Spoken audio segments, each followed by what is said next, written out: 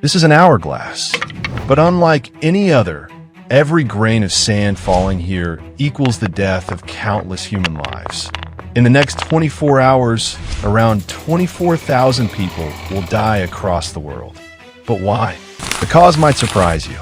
It's not bullets, not car crashes, not false, not violence, and not even medical reasons like disease.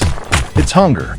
Yes, hunger in the year 2025. But wait, countries saw this coming decades ago. To prevent such tragedies, whether war, famine, or mass displacement, governments created the United Nations. They handed over power, resources, and funding to this institution, hoping it would stand against such disasters. But how did the UN begin? And what was its story of hope for a brighter future? After World War I, with over 20 million dead, the League of Nations was founded in January 1920 during the Paris Peace Conference. It began with 42 member states and aimed to resolve conflicts and promote disarmament. But from the very start, cracks appeared.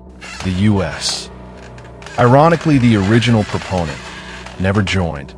Later, Japan, Nazi Germany, and even the Soviet Union walked out. Eventually, the outbreak of World War II proved the League had failed its main mission, preventing another world war.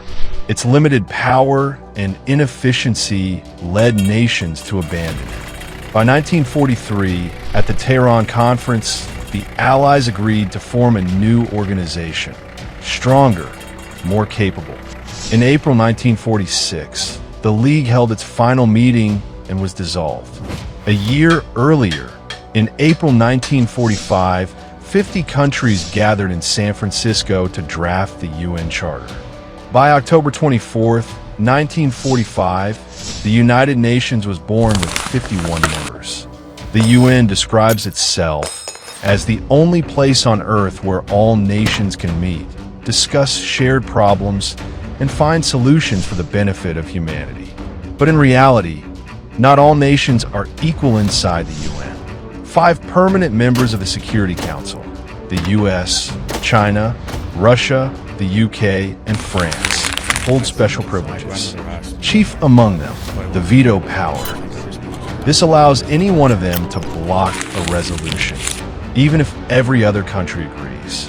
They also hold disproportionate influence in choosing the Secretary General, controlling financial structures, and even access to nuclear weapons, all in the name of maintaining peace and security. Today, the UN is the largest intergovernmental body in the world, with around 130,000 staff across all agencies and an estimated revenue of $74 billion in 2022, comparable to the combined annual budgets of Lebanon, Bulgaria, Jordan, and Tunisia. Among its 70-plus agencies and affiliates, one of the most important is the World Food Program, WFP. With over 23,000 staff, most working directly in crisis zones, the WFP operates on an annual budget of nearly $10 billion. Since its founding, the UN has declared the right to food as a fundamental human right. Article 25 of the 1948 Universal Declaration of Human Rights states, "Everyone has the right to a standard of living adequate for their health and well-being, including food, clothing, housing, and medical care." And yet, hunger persists. Despite promises of the 1996 World Food Summit to have global hunger by 2015, the number of undernourished people has often risen, reaching over 1 billion in 2009. Even today, not all governments recognize the right to food as a basic human right. So the question is, with all this funding, structure, and treaties, why are people still dying of hunger? Take Gaza, June 4th, 2025.